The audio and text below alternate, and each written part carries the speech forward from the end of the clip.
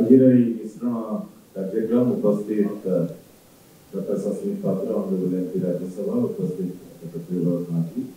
उपस्थित रही honourable minister Shri Sharda नायक महोदय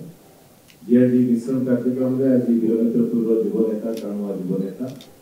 रोहित जोसेफ तेलकी आज सामिल होती गोटे कार्यक्रम को जो भाव में से 2019 पर प्रिय मुख्यमंत्री नवीन पट्टनायक कार्यक्रम एवं 5T चेयरमैन वीके पांडे कार्यक्रम को जो भाव में सुंदरगढ़ जिला जो ट्रांसफॉर्मेशन से देखिए आज से अनुप्राणित होई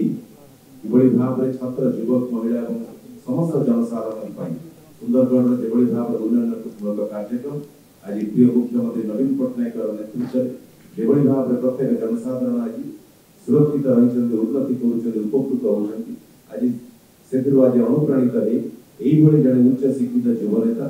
आज कांग्रेस दल छाड़ी आज विजु जनता दल में सामिल होती निश्चित भाव में वीरमित्रपुर निर्वाचन मंडली और विजु जनता दल